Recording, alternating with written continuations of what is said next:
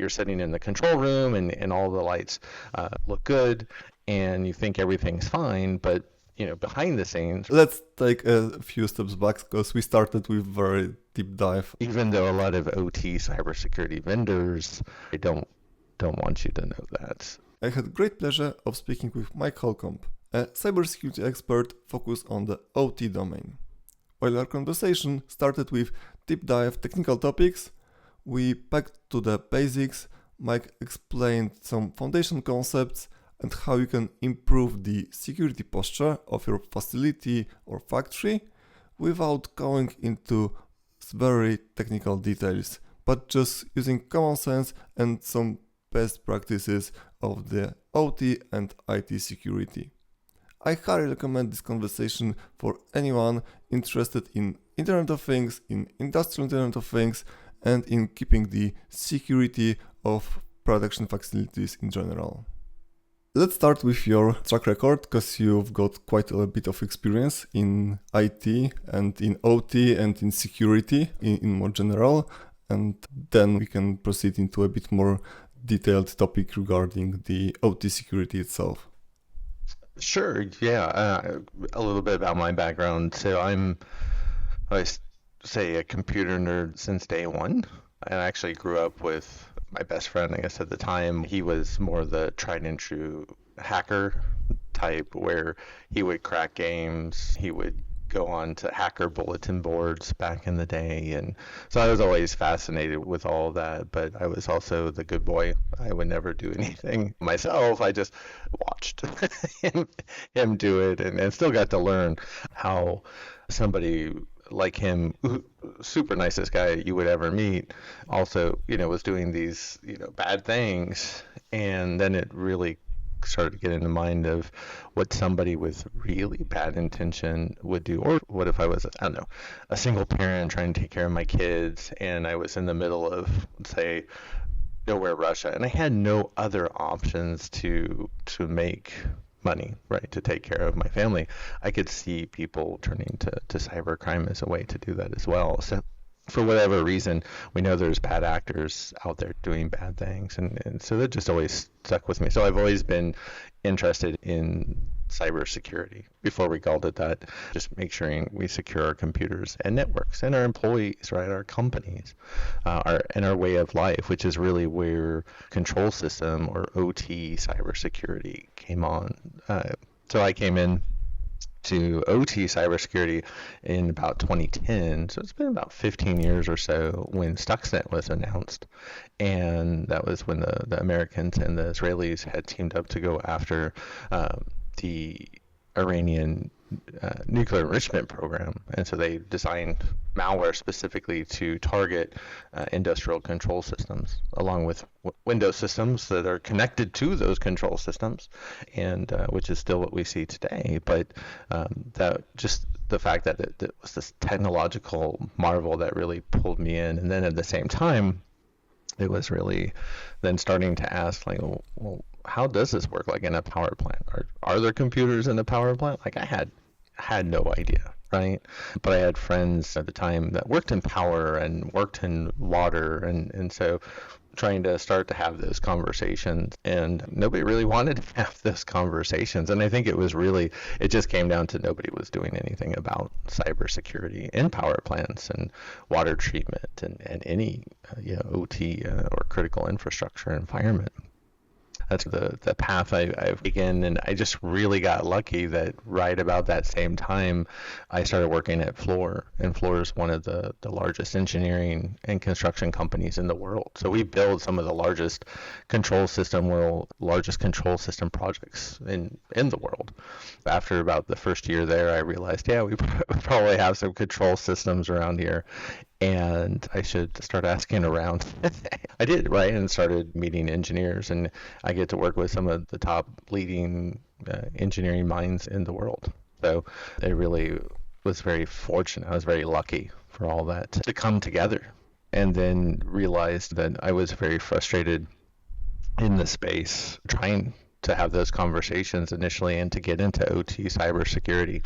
And I was, again, very lucky in many aspects in my job and the path that I had taken, and realized there's a lot of people out there that are probably as frustrated as I was back in the day. That's when I started posting on LinkedIn and YouTube to help kind of share that type of knowledge to help people avoid, hopefully, the frustration that I had back in the day. So that's kind of the somewhat long but somewhat quick kind of how I got to where I'm at today. You mentioned quite a few extremely interesting topics. Let's decompose them one by one. First, you said about the colleague playing with the technology and security, not from the official side. My personal opinion on this topic is that you as basically like security experts, you should have that mindset that you can switch from the one that is preventing system to how to compromise it, right? Because that is totally different approach, because you need to make, let's say, 500 points right to secure the system, but you need to have only 1 point wrong in order to someone to compromise it, right? So this is very unfair battle between people that try to secure and compromise the systems. The opportunity to switch your mindset and maybe to have someone to basically play your ideas too, right? That someone that's on the other side, let's say, I think that's a huge advantage for security professional.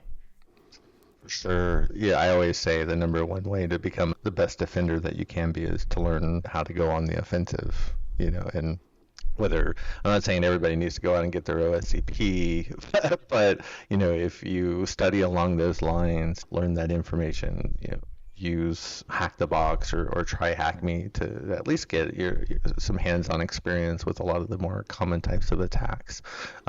Like I didn't really understand buffer overflow, right? Until I really did start actually studying for my OSCP back in the day, those types of things. So yeah, you have to be able to understand how attackers do what they do, right? And most importantly, I think also, what do they do once they're inside your environment? I think that's even more in OT. You mentioned the idea of attackers only have to be right once, and defenders, have to try to protect against everything. Thankfully, a lot of people disagree with that. I kind of go back and forth with it. Again, OT, though, in control system environments, if I have, let's say, a power plant or a manufacturing facility that I'm trying to protect, it's much more difficult for attackers to have a direct impact in the environment, right? Especially to where they would do harm or potentially kill somebody. Usually it's about getting ransomware in and shutting down the facility, and usually it's shut down just out of safety precaution. So it's easier, thankfully, to defend OT, even though a lot of OT cybersecurity vendors, they don't want you to know that. Because that's their whole job, right? Is to sell you products that you more than likely probably don't need. Well, you're right on the topic that in OT space you've got way bigger moat than in IT. You're behind that layered defense systems, and it is harder to get into OT system than into IT system. But on the flip side, the power plant is pretty high profile target, right? So it attracts people with some skills, and you mentioned that famous attack on that power plant, and I've done some deep study on that, and it was multi-layer attack, essentially, right? They were able to compromise a system that was not connected to any type of external network, and yeah, that was a very, very advanced type of engagement. Yeah, depending on which one you're referring to, there's definitely been power stations in related systems that have been compromised by the Russians in the Ukraine, right, resulting in several blackouts over the years, going back to 2015. Of course, Stuxnet, was where the I was referring malware. I was referring to Stuxnet because, at least based on my perception, that was the first that advanced attack on OT side, right? On very well-defended infrastructure, because it was not that easy to get to it without getting noticed, because that was widespread attack that was carefully designed in order to activate only under very clear conditions. Yeah, I don't know if the environment was necessarily well defended, other than it was just the traditional, like many OT systems that we talk about, they're air gapped, right? So there's no internet connection, or they're not connected to an IT network like most OT environments are these days, right? If I have a manufacturing plant, I have to have a connection to IT to at least be able to send data about how many goods that I manufactured today, so that they can coordinate things like shipping and logistics. With Natan's facility that was hit by Stuxnet, right? It was air gap, so somebody actually had to bring the malware into the environment, right, and let it loose on the network for it to do its job. I don't think they were really looking at cybersecurity. They were air gapped, and somebody had to bring it into the facility for it to take effect. And then it basically would take over the control systems ultimately, and then would use physics to break down the centrifuges over time. So that way, just spin them up and spin them down, spin them up and spin them down, and physically break them down over time. Where I think the real beauty with Stuxnet was that it had recorded what normal usage of the centrifuges, or what the normal runtime looked like. And so it made the operators think everything was good, right? You're sitting in the control room, and all the lights look good, and you think everything's fine, but behind the scenes, right, those centrifuges are spinning up, spinning down, right, super fast, and physically breaking down over time. I think that's where the real beauty of it came into play. Well, that's one thing, and from my perspective, the other thing is that that malware was in the wild for quite a long time, right? It basically stayed hidden, carefully checked for the fingerprint of the system it was on, and avoided detection. So it's not like it was purely one installation. It was at some point it was installed on a wide number of networks, just remained hidden. It actually ended up getting out of the plant. So it makes you wonder, like, ultimately how that happened. And then it started spreading out in the public domain. And it was mostly machines in Iran. Once it was starting to be found out in the public, then it was pretty obvious, more than likely, right, who the attackers were, just based off of most of the infections were in Iran. But yeah, it's kind of a fascinating story. Maybe let's take a few steps back, because we started with very deep dive discussion. Right. Let's rewind and start with a simple definition of what OT is, what IT is, and what is the difference between those two. Most folks are probably familiar with IT, or information technology, right? We have computers that we use in our daily lives, at home, at work, running Windows. Sometimes, might have Linux systems out there as well. They process large amounts of data, right? We have large Excel spreadsheets and databases and websites, right? We can go to Amazon and order pretty much anything you could ever imagine, right? And that's all driven by IT, right? Operational technology, or sometimes you hear of ICS, industrial control systems. Sometimes people use SCADA. Now they want to use cyber physical systems as a term. For this conversation, there's some technical differences between them, but they're all kind of, at the end of the day, the same thing, right? It's using computers, or specialized types of computers, to be able to control things in the real world. Right. So if I have a power plant or a manufacturing facility, if you think, especially with manufacturing, you go back even, let's say 75 years ago, you had to have people sitting there doing things with their hands, and usually with very dangerous equipment in very dangerous environments, to produce a product. And not only is that potentially inefficient, right, but it also is dangerous. And so when we learned how we could do things like manufacturing by automating it using computers, using systems, and that's really where we moved into this idea of control systems, or operational technology, or sometimes people just to say automation, and being able to automate things. And so, we don't have people on the manufacturing floor. I don't have people standing in a nuclear power plant, right? That in a very dangerous environment, that are needed to run the plant itself, right? Chemical refineries, even water treatment facilities, right? none of these are safe for people to work in. And so we look to automation not only to, yeah, we don't have to have people there, so we can keep them safe, but also it makes things easier, right? It can make things more efficient. It can make them cost less. So if I'm a manufacturer, yeah, if it costs me less to manufacture something, then yeah, why wouldn't I do that? Because it means my profits increase.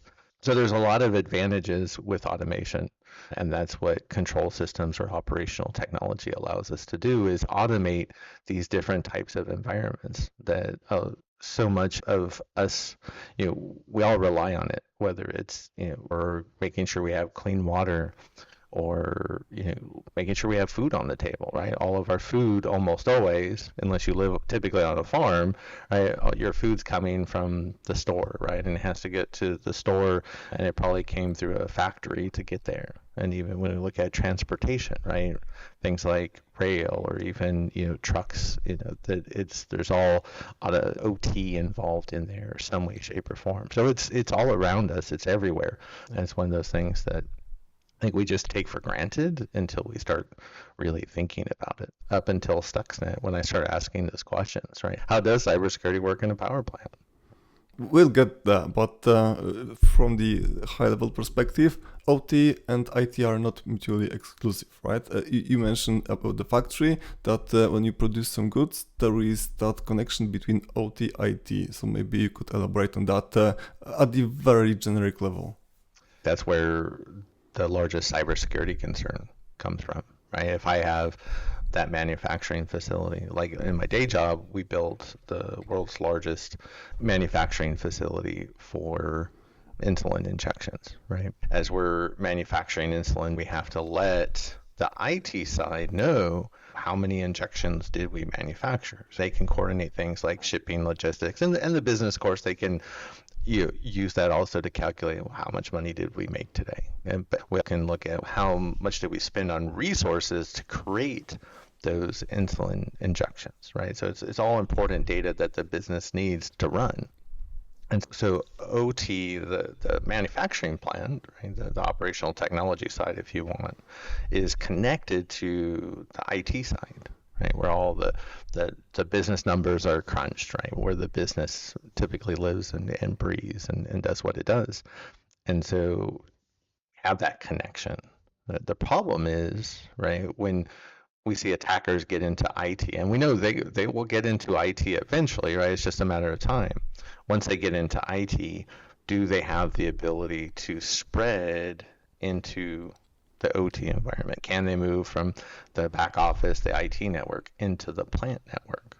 And in a lot of cases, they can, right? And so that's one of the really the first main step for a lot of OT environments is making sure that we protect that connection between IT and OT.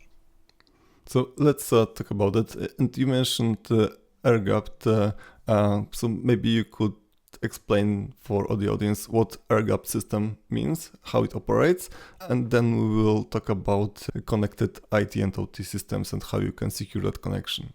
Sure. So an air gap is an idea that you have an environment. Let's say a nuclear power plant. A nuclear power plant is regulated and is designed to be air gapped, right? It legally has to be air gapped, right? Where it means it has no connection to any outside network, not to IT, not to the internet. So, like the Stuxnet environment, right?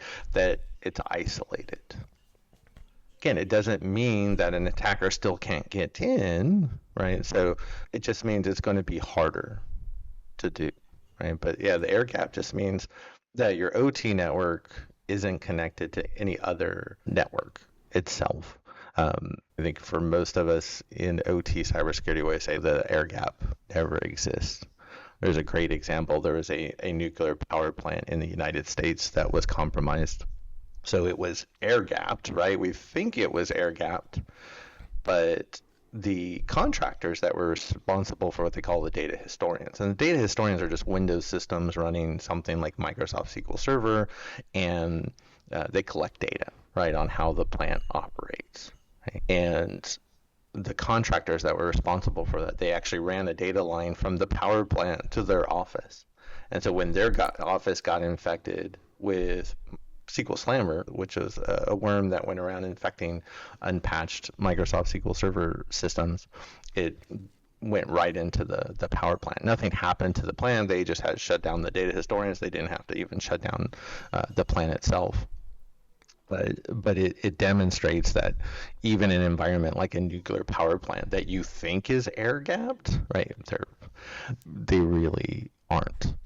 And in one way you can see how that also kind of evolves today. Dragos, which is like the world leading provider in OT cybersecurity, release their year in review report every year. It's kind of like the Verizon data breach investigation report, if you're familiar with that, for the IT world, but Dragos does their report for the OT world.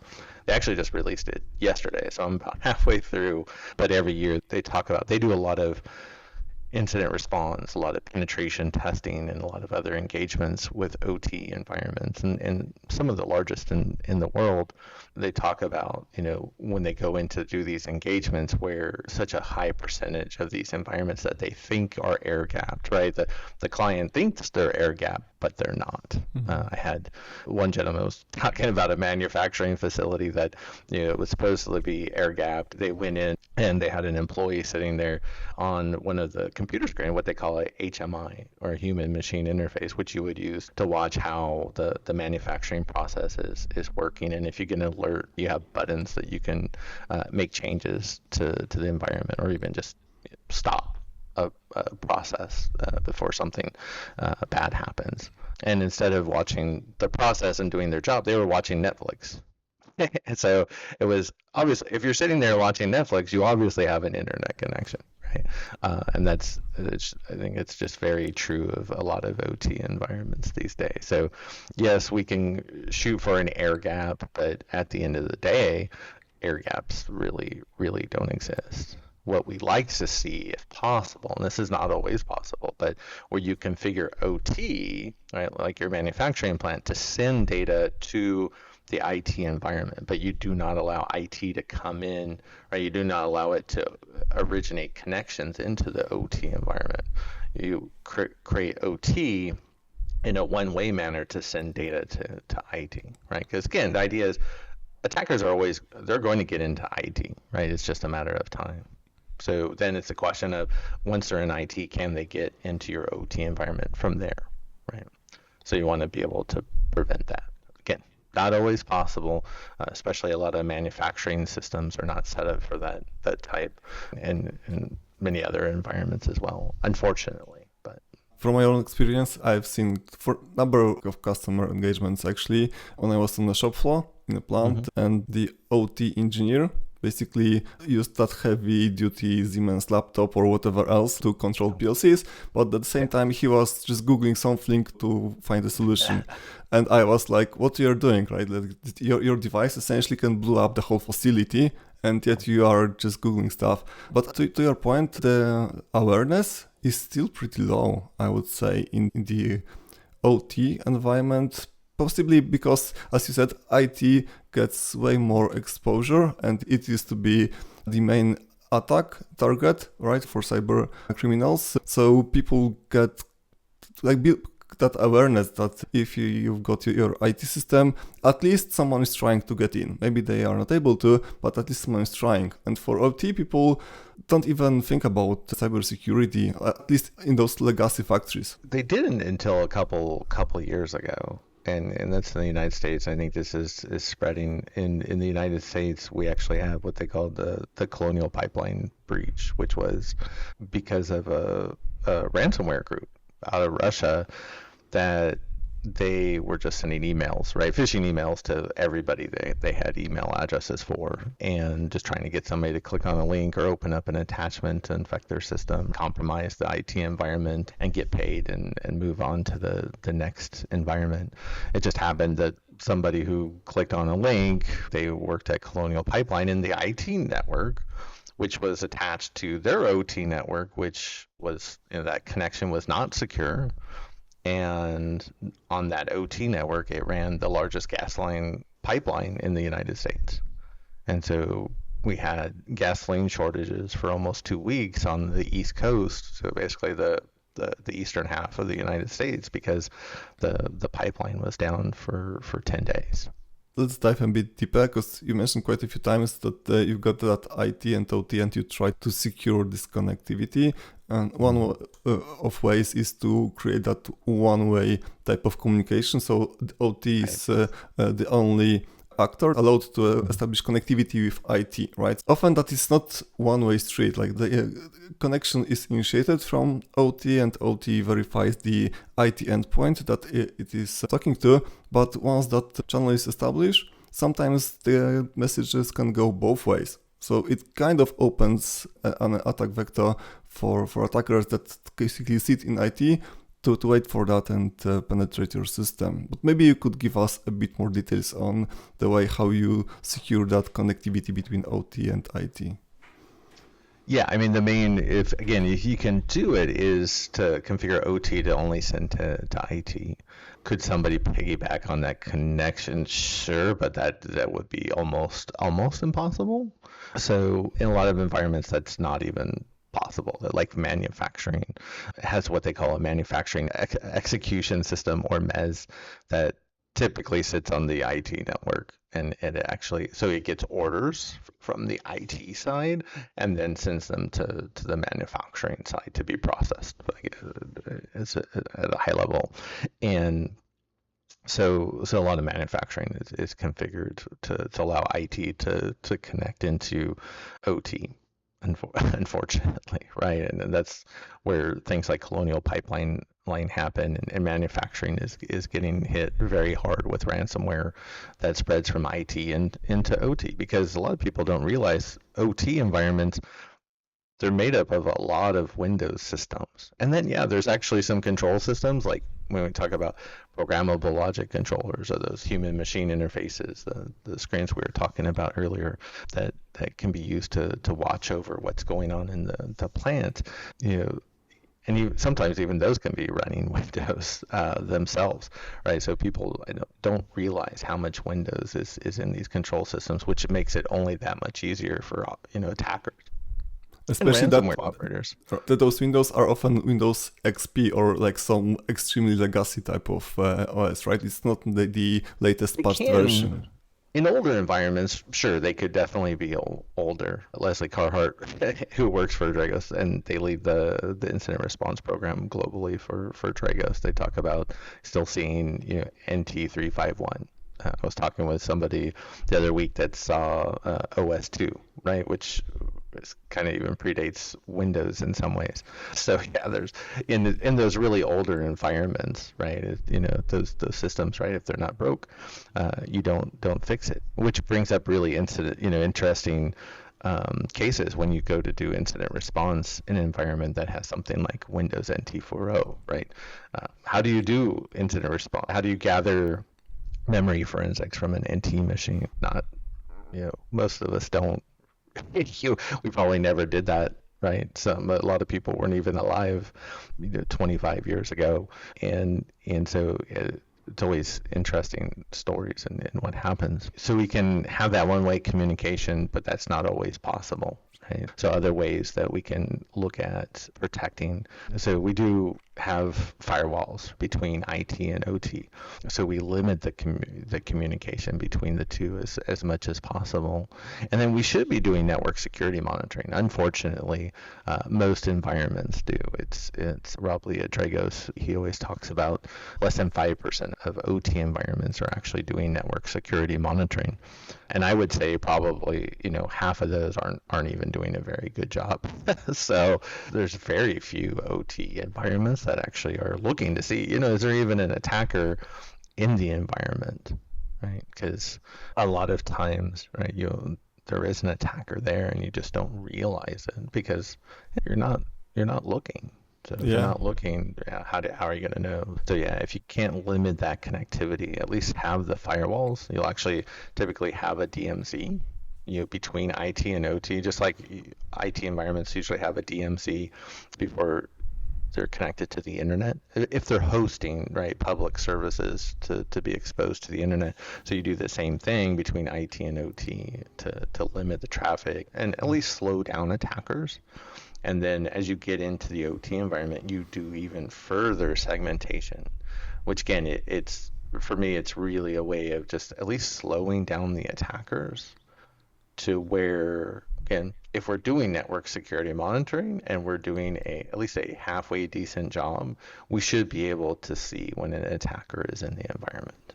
Because, and the nice thing with OT environments, they're typically much smaller than their IT counterparts, and there's very limited communication. It's not like IT environments where it's just a bunch. There's just so much traffic on the wire. OT environments are a lot quieter. You see minimal communication, and then that minimal communication is very repetitive. It's the same type of commands going between specific systems. And so if you see something out of the ordinary, then that's something that you need to investigate. Providing that you're looking and entering those packets. Exactly. And again, most environments aren't. And it goes back to a big thing I like to focus on is, it's like in my day job, I work with some of the world's largest companies or the world's largest companies, Saudi Aramco, Shell, the list goes on and on. Outside of that, though, most OT environments, they don't have a lot of resources, right? They don't have unlimited budgets. They don't have somebody for OT security. They don't have anybody, maybe even for IT security. They might not even have anybody for IT, right? They call somebody in to come. That's probably one person that comes in. They might not even know what they're doing, right? To come into an environment like a small water treatment facility that might serve 600 people. Or, it's so that you have so many more environments out there. They just don't have the resources to do things like network security monitoring, let alone to even know to put a firewall between their IT and OT networks, which I completely understand, right? If I was in their position, right? And so that's one of the reasons why, I share as much as I do, because sure, I get a lot of great feedback from folks that do work at Shell and Saudi Aramco and all those large companies, but it's also, again, the people that work at the small manufacturers and the small mom and pop water treatment facilities and electric co-ops that again, they don't have that knowledge or experience, and so it's good to at least see that you had mentioned earlier, right? It's really a matter of awareness, right? That they just don't realize that they need to be thinking of cybersecurity. It's not like IT was, 15, 20 years ago, right? Yeah. Nobody in IT thought about cybersecurity, where now they are. And OT is finally catching up the last couple of years, which is good. I think that building the awareness is a huge topic. I decided to leave AWS in order to help SMB companies to basically improve their standards in terms of IoT security and security in general and building distributed systems. Because as you said, like very few companies can hire those top-level professionals from top-level enterprises because of the number of dollars that you need to have to close the deal. And I think that builds unfair advantage for those richest companies, and that's why sharing knowledge for free on the internet and educating people, I think that's best what we can do as IT, OT professionals to help build basically the safer future for everyone.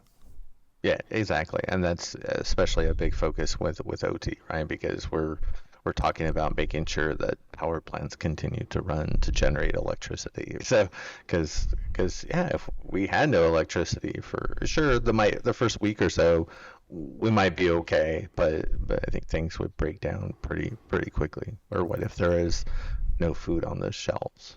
Right? I think that would be even less than week, then everything will fall apart. Going back to that education purpose, you mentioned DMZ and how DMZ can be used to slow down attackers. So if you could once again explain what DMZ is in simple terms and how can we leverage that to slow down attackers or maybe detect that something is off? Sure. Yeah. So DMZ, or it's demilitarized zone, I think probably the more popular DMZ that most people are familiar with, at least this coming from the American perspective, I think most people globally, are aware of the DMZ, physically that sits between North and South Korea, right? It's a military term, right? It's that secure environment. So that way, you have guards, right, on each side of that area that's watching to see, right? Is somebody trying to sneak out of North Korea to get into South Korea? Or strange enough, right? Sometimes people want to get from South Korea to North Korea. And so you have guards that are sitting in that wide area, and that ideally they could spot, right, somebody trying to move across the DMZ and stop them.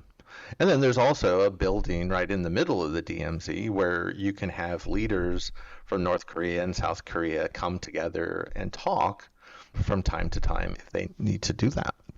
And so when you look at IT and OT and having that DMZ, when we implemented DMZ, whether it's in the IT world or with OT, right, the best case is you usually are going to have two layers of firewalls, right? And so you'll have one firewall basically in IT, and you'll have one firewall in OT, and then you have that space in between. So kind of like you have that north-south DMZ in North and South Korea, right? You have this DMZ between IT and OT, and that does give you the opportunity to have those firewalls, and they can be configured to restrict what traffic goes in and out.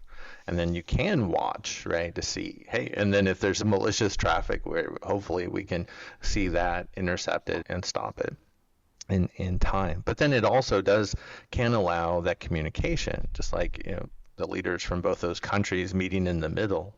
The most common type of scenario you have for DMZs and ITOT, it goes back to those data historians that we were talking about. And I think we've been building up to this a lot, where we talked about with the Davis-Besse nuclear power plant that had become infected with SQL Slammer, right? Those data historians, those are those Windows servers running Microsoft SQL Server that collect data from all the systems in the OT environment on how the plant is operating, right? So we can understand, is everything working efficiently? It also can collect the things like, how much electricity did we generate? How many resources did we use to generate that electricity? And again, we have to take that data and send it to IT. So IT, the business, can make its decisions based off of that data. So what you do is you have a data historian in the OT network. Sometimes you'll have multiples, and it's kind of like a hierarchy. And then you'll actually send it to a data historian in the DMZ. And then from the DMZ system, you'll send it into IT. Right? So you're going through these multiple hops, which again might sound like it's a lot of work, or you might have all these extra machines that you're paying for. But the idea is, what if somebody was able to maybe piggyback on one of those connections, right? Do you want them to be able to go from the IT network directly into the OT network? Or if an attacker is in the IT network, can they get into the DMZ? Can they? Yeah, there's probably, if you have a DMZ, it probably has connections from IT to the DMZ. An attacker probably could move into the DMZ. But then that's where, again, we want to limit where they can go, right, with firewall rules. And a lot of times, attackers they're going to get into the DMZ and find their way around that. But again, it takes time. So the DMZ slows them down. So again, hopefully, we slow them down enough to where we can catch them. If again, it goes back to if we're looking. What's your take on building honeypots in those DMZs or after them? Like, do you actually use it in commercial deployments, and how effective they are? Yeah, I love honeypots. Maybe if you could just describe what honeypot is for the audience. Yeah, sure. Yeah, for folks that don't know what a honeypot is a system that's designed to be attacked. And sometimes people put them on the internet, so it's getting attacked by attackers out on the internet, and you can see and you can learn, right, how attackers are doing what they're doing. Great, awesome. If you put a honeypot inside, though, it's really used primarily for intrusion detection, right? And you put it in the environment so that way if it gets hit, then you have an attacker in the environment. It's what they call high fidelity. When it gets hit, when you get an alert from your honeypot, you have an attacker in your environment, right? If you have this machine, you stick it and give it a specific IP address. And no other machine, especially in an OT environment, that's why, again, OT is much easier to protect. But if I have a honeypot in the environment and an IP address that no other system connects to, all of a sudden somebody connects to it, even if they just ping it, it's, well, what happened, right? At least we get an alert, we need to investigate right away. Okay, maybe some technician has gone rogue and he was just playing around, which isn't good, but it happens, right? And we find that out. It's like, okay, not a problem. But usually when a honeypot gets hit, more than likely it could actually be an attack. And there are lots of vendors out there that will want to sell you their solutions, for 10, 20, 30, $50,000, which is crazy. Actually, I've been playing around a lot with just using ChatGPT to create OT honeypots so that they'll sit there and you can just run the service, and then if it gets pinged, right, you can get alert, you can investigate. If it gets port scanned with a tool like Mmap, you get an alert. If somebody connects to, and it'll run or simulate different industrial protocols. So we have different industrial protocols that are specific to the OT world, things like Modbus and S7 and BACnet. Modbus is the most common control system or industrial protocol that we see. So like the honeypot I have, it simulates a Modbus listener, like if it was a programmable logic controller.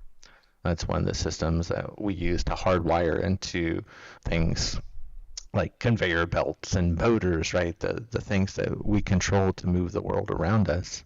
And it simulates one of those control systems. And so, yeah, if somebody hits that in particular, or if they try to read Modbus, basically, it's kind of like SNMP, kind of in a way. If you're familiar with SNMP, it just is a small database that stores mostly numbers, zeros and ones and some other numbers. And so if somebody's reading that, that's a very clear indication that you have an attacker in the environment. You don't have to have anything special. You don't have to spend $50,000 for an OT honeypot to realize, when you have an attacker in the environment doing something you don't. So yeah, I'm a big fan of honeypots, especially for intrusion detection in IT and OT. I'm just not a fan of people spending 10, 50 or more thousands of dollars when there's no need. So it all goes down to the awareness, right? Once you've got awareness of your employees or administrators, right, they can essentially do what you just described, set up that honeypot themselves using some spare hardware or even virtual hardware, right? And then if someone tries to reach that, as you said, like there is no reason valid traffic should go to that device. Right? So it is very easy to detect that something is off because you don't have to do any package inspection. You just got an alert that someone pinged me, and that is a bad thing, essentially. Yep, exactly. Yeah, if it gets hit, you'll investigate, but it's one of those things that, especially if you set it up in the right way, that if it gets hit, again, it's either some technician doing something that they shouldn't be, or it's an attacker in the environment. Yeah, it's a huge win from an incident detection and response perspective, definitely. Let's talk about something different, which is encryption. I read your post on LinkedIn regarding regarding the OT encryption, and in the IT, everyone tries to encrypt everything, or at least they claim to do so. And I loved the way that you break down the OT encryption. If you could describe that in simple English, what are the pros and cons of doing encryption, and if it even helps? Because encryption got a purpose. So the question is if that purpose is met in the OT side. Yeah, if you think of the primary purpose people use encryption for, right, is to encrypt data to keep it safe from prying eyes, right? It's make sure that information stays confidential, right? And that's very much what IT cybersecurity is all about, right? Making sure that attackers can't steal information and post it on the internet or sell it to the highest bidder, or the list goes on and on, right? So encryption, right? That's why, yes, we encrypt everything in IT. That's the main goal of cybersecurity, right? The confidentiality and the CIA triad.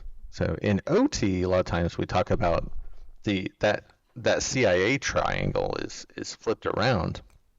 So confidentiality is actually at the bottom of the list for OT environments and way down on the list, right? It's all about availability, making sure that power plant stays up, right? Generating electricity, right? The water treatment facility is continuing to pump out clean water, right? So OT is all about availability. Now, we talk about, sure, are we worried about integrity? Yeah, I don't want somebody coming in and changing values like in my data historian or in a process that could cause issues, right? It could be a bad patch of insulin injections, right? That's not something that we would want to have happen, obviously. If somebody gets into the environment and steals data, right? In OT, how sensitive is that, right? In most OT environments, it's not.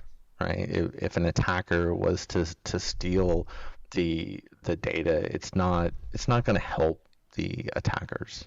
I think the best way to explain it, because when you look at how those processes operate, when you see all these zeros and ones and numbers, and yes, could you use that information to reverse engineer how the plant operates? Sure, you could. I would argue, right, if I'm a power plant operator or a water treatment facility, am I really worried about somebody understanding how the plant works? Could an attacker use that to design an attack to bring the plant down? Potentially, sure. But I think the chances of that occurring are almost impossible, right, to happen. Now, are there environments where you want to make sure that information is definitely protected?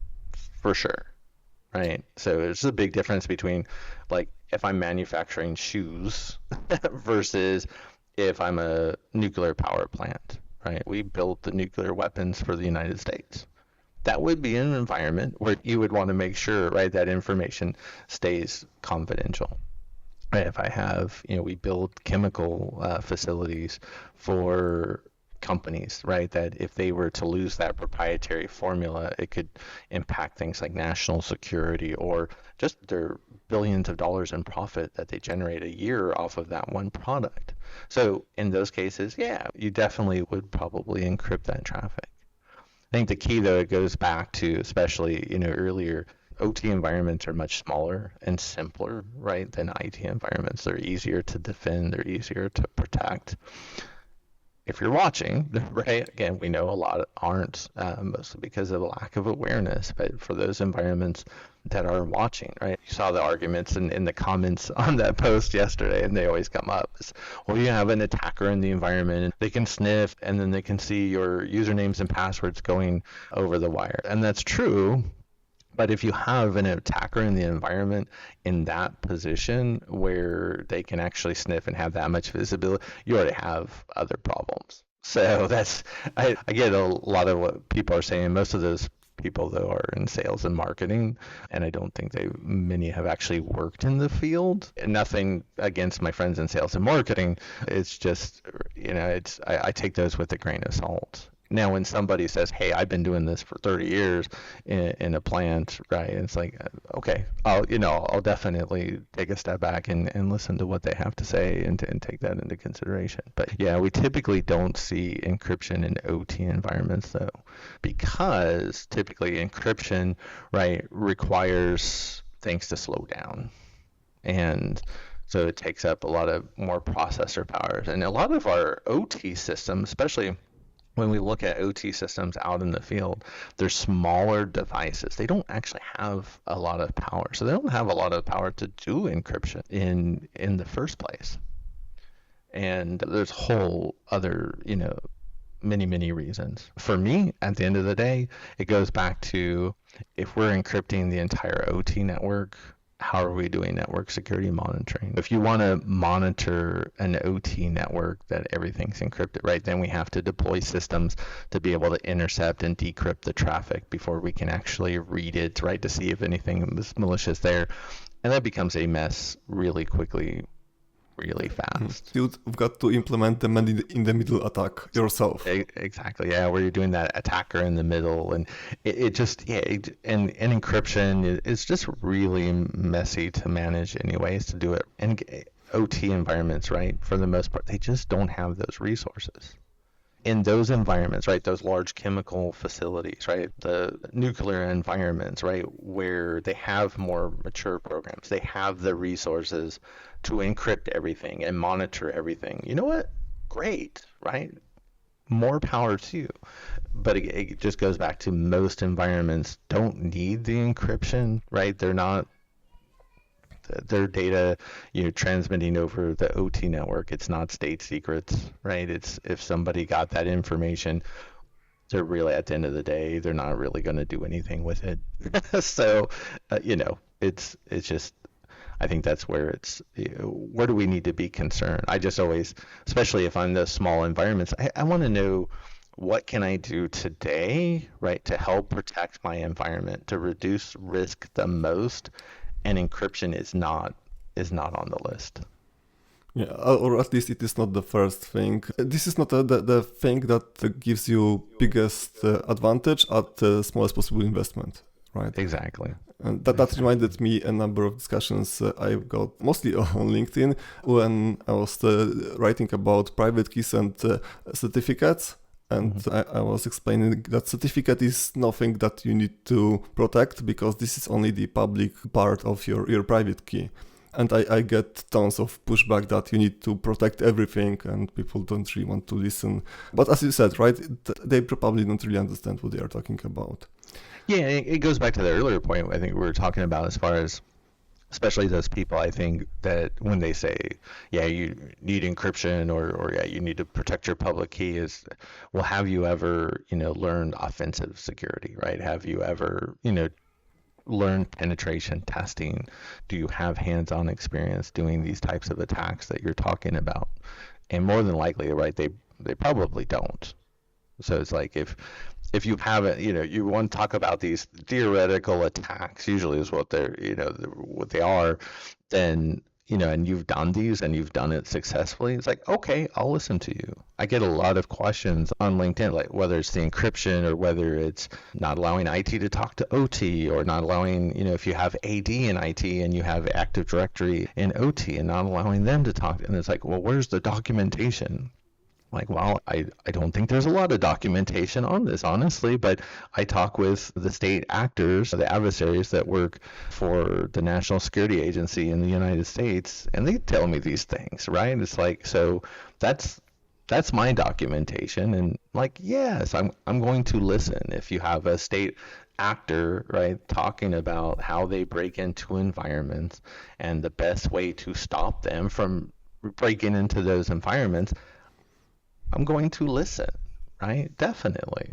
And it doesn't matter whether you're in China, Russia, or the United States, wherever, right? If you're talking with these state adversaries that have all these resources and break into all these environments, then and they're willing to share, and they not a lot of open discussions, but usually, you can ask questions and they shake their head or they it's I'll take it, right?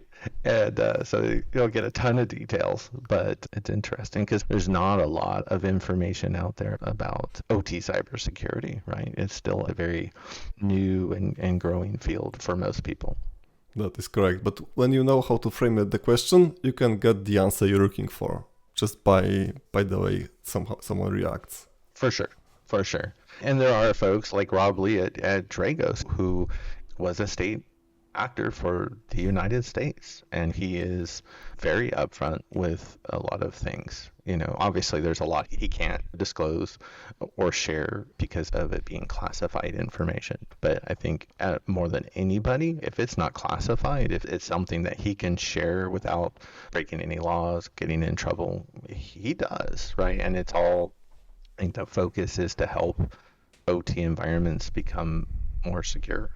Yeah, that's why we're here, right? We want to help people and environments become more secure. So let's say that I'm a factory owner without any IT and security awareness and limited budget. What would be the checklist that you would suggest for me to go through to make my system as secure as possible without doing some extra advanced stuff? My top 5, and that's you looking at, and again, I always go back to Rob, because Rob did a lot of work, especially based off a lot of work with a gentleman named Mike Asante, who is credited by a lot of people for being kind of the person that started OT cybersecurity back in the day. And so I always focus on, again, for those environments, especially that don't have the resources, right? What can they do to lower their risk the most? The first one we already started to touch on, right?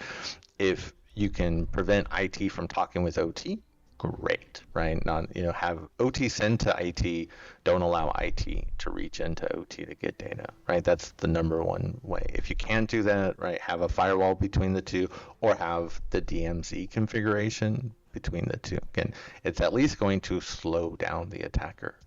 Not going to probably keep them out of OT, but it will at least slow them down. So once you get, and there's a lot more. Again, we can do a lot of network segmentation also within the OT environment.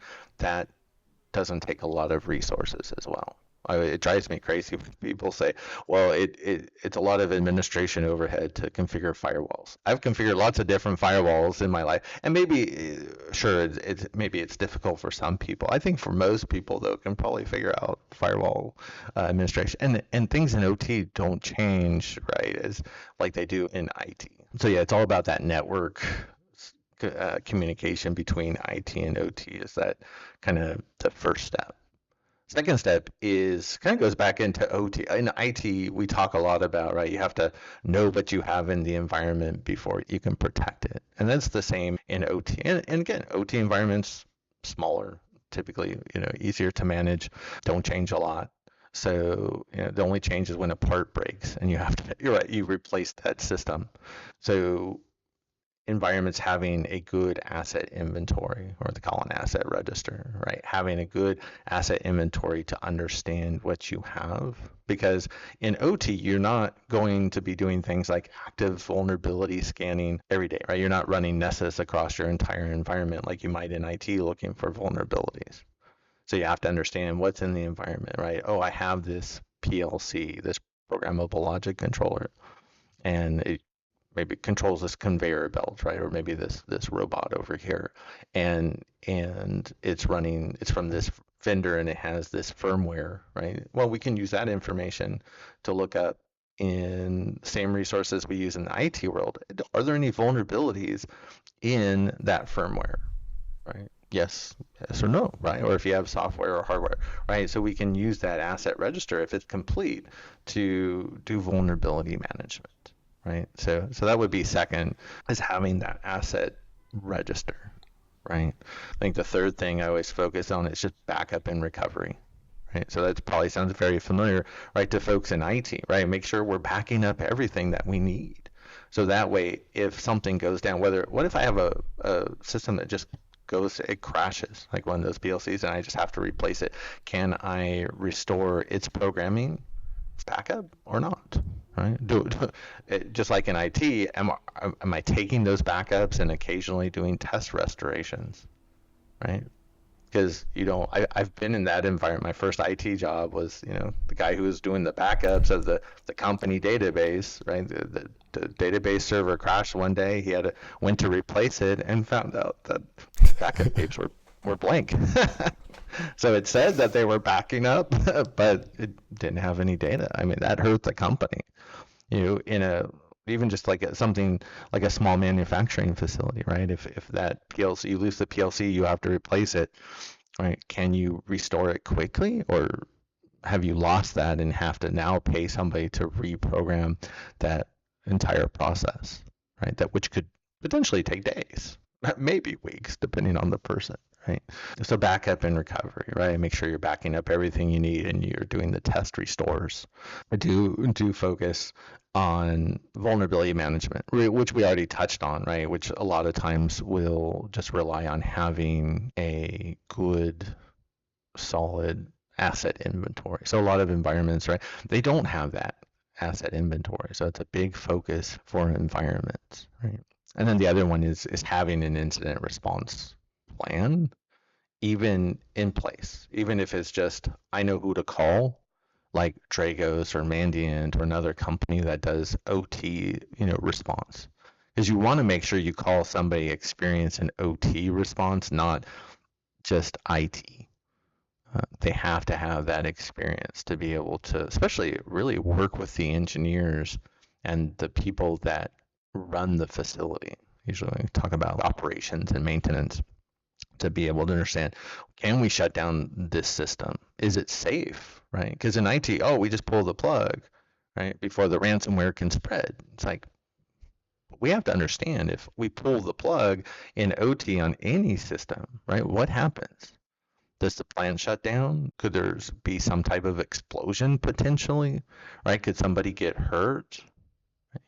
So we have to be able to understand. I'm not going to know that, but the engineers and the people that not only design but run the plant, they're going to be able to answer those questions. So it's very different doing incident response in OT than IT. There's a lot of similarities for sure, but there's also those questions of especially safety and availability, right? Does the plant just crash? There are a lot of plants today that have systems that are infected, that are sitting there running, that they're never going to do anything about it because it doesn't impact safety. It doesn't impact the plant operating.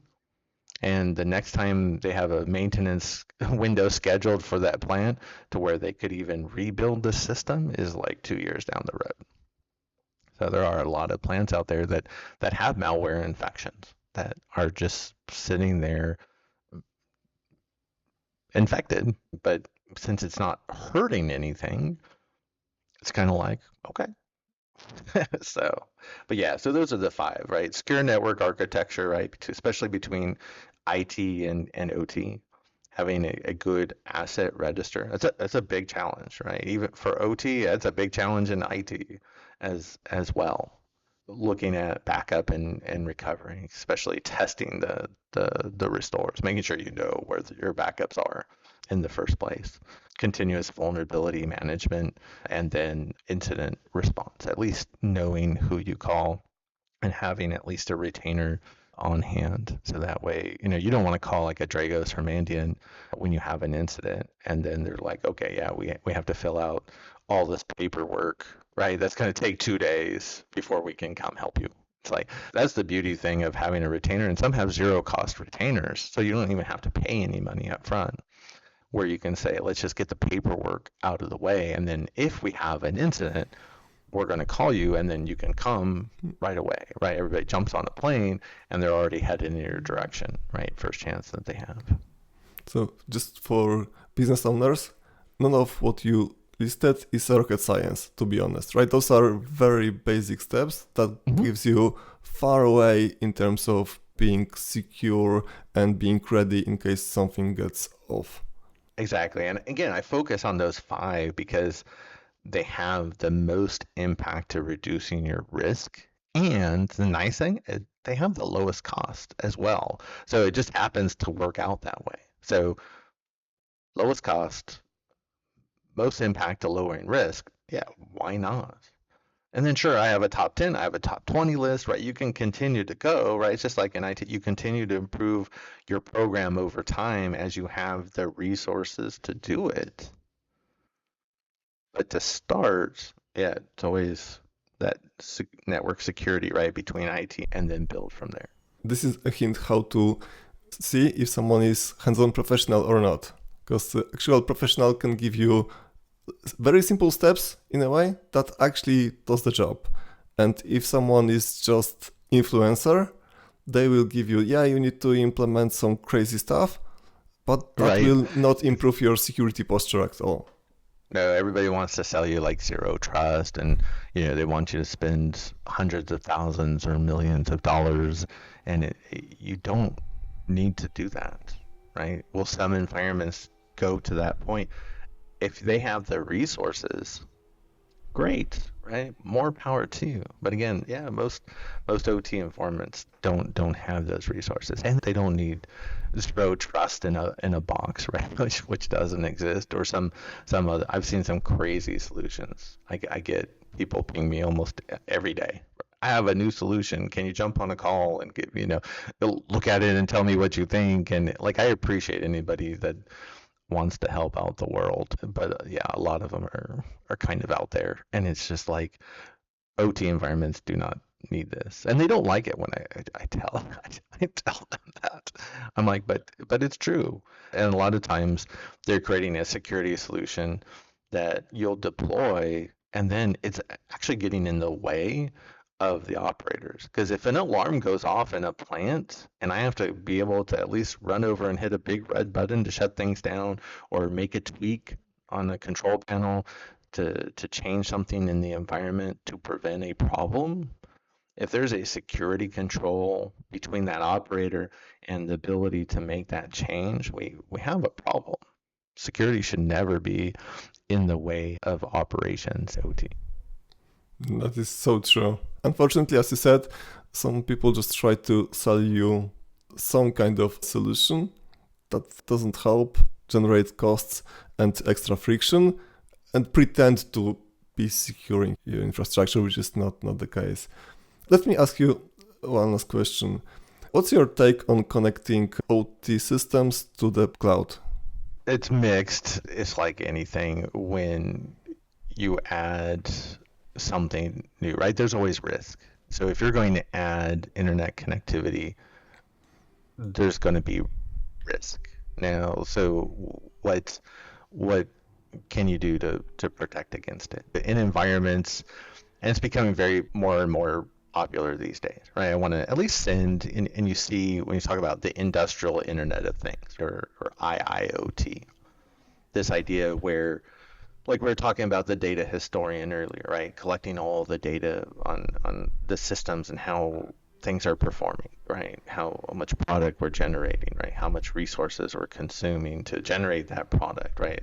But being able to take all of that data and send it to the cloud. The idea is you can take that vast amount of data, right, and send it to large computing clusters, right, that have the power to crunch the numbers to do things like predictive analytics to understand, hey, this pulley over here in this part of the plant needs to be replaced within the next 2 weeks because it's expected to break down in, let's say, the next 3 months.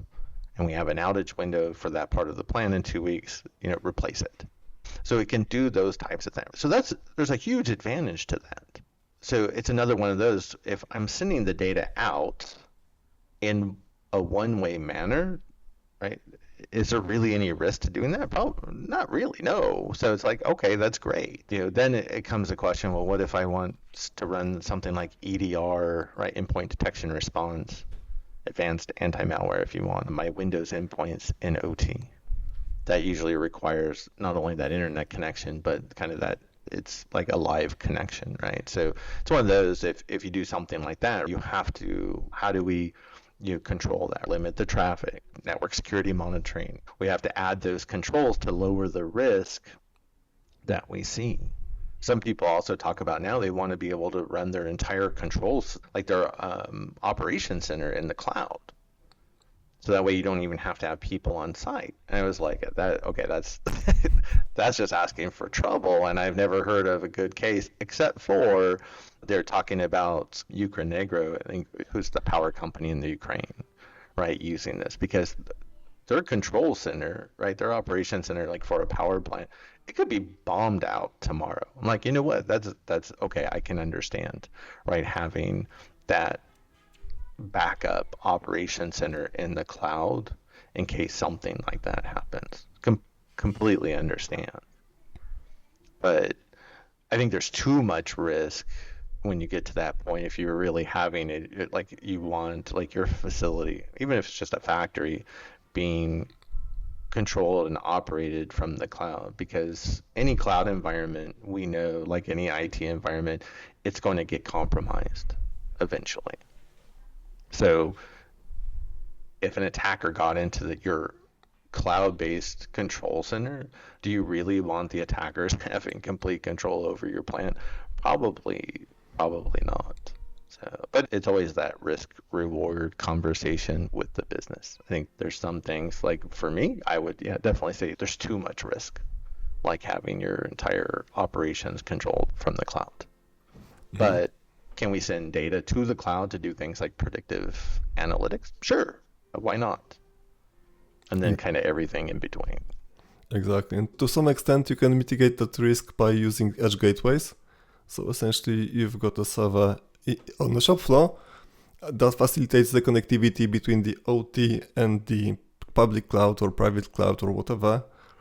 And you create what you described before, like that DMZ firewalls. You can basically layer that security, and you've got connectivity to public cloud, but that connectivity is pretty well isolated from your OT operations.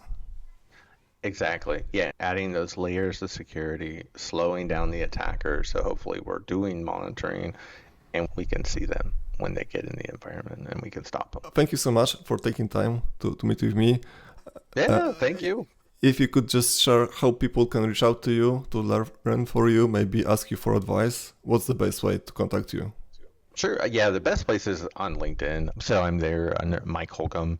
For folks that don't have LinkedIn or use it, they can send me an email at mike@mikeholcomb.com. Its last name is HOLCOMB.com. Feel free to reach out. I have folks that reach out every day with questions all over the spectrum. So definitely always happy to help.